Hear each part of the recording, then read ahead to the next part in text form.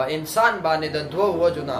مشکلات راځي. اولنۍ وجه خدا ده الله جل جلاله د دغه کس امتحان اخلي چې د زما په دې مشکلاتو زما په دې مصیبتونو زه چې په د باندې کم مصیبتونه راولم زه په کم مشکلات راولم دې ما راګیر کړی زه د امتحان علم چې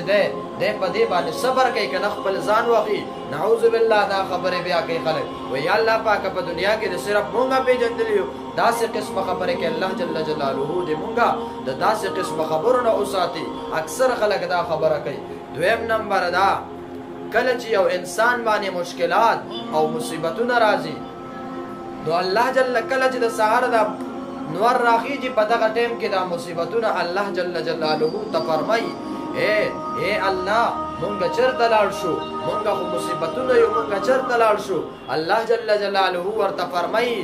اے مصیبتونو تاسو لاړ شئ زما هغه بندگانو کره لاړ شئ کم بندگان چې په ما ډیر ګران دي هغه بندگانو کره لاړ شئ کم بندگان چې زما صحیح حق ادا کوي یعنی زما چې څومره حکمونه دي هغه ټول مني د رسول الله مبارک صلی الله علیه وسلم په طریقه باندې خپل زندگی تیری لاړ شو د هغې کره لاړ شه دا بندگان ما ته ډېر زیات خوښ دي نو دا مصیبتونه به ورته وایي یا الله پاکه مونږ خو مصیبتونه یو نو مونږ څنګه ستا د نیک بندگانو کره لاړ شو. الله جل جلاله ورته فرمایي تاسو ځکه هلته لاړ شئ زه د دوی امتحان لم چې دوی زما په دې مشکلاتو زما چې زه په دوی کم مصیبتونه راولم چې په دې باندې دوی صبر کوي که نه په دې باندې ځان وخي نو وایي کله چې په صبر وکړو الله جل جلاله به د هغې ثمره بیا په دنیا کې هم ورکوي او په آخرت کې به هم د دې ثمره ورکوي. او د دویم وجه دا ده چې کله په یو انسان باندې مشکلات راځي مصیبتونه راځي ډېر خلک مونږ ته میسج وکړي قسم په رب چې زه د هغې هغه میسج واورم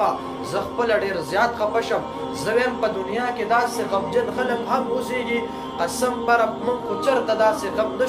نشو زغملی داسې غم که په مونږ رالی مونږ په دنیا کې 2 منټه نشو ایساری دی. ما د داسې خلکو او داسې غمخور خلک ما اورېدلی دي داسې میسجونه زه واورم قسم په رب زه ډېر زیات خفه شم. زه یم یا الله پاکه ستا لاک شکر دی چې په ما باندې داسې مصیبتونه دله راولي یعنې مونږه الله جل جلاله په خپل کار باندې پوهېږي. ځکه کله چې یو انسان څومره مصیبت څومره تکلیف څومره مشکلات هغه چې کوم دی زغملی شي نو هغه باندې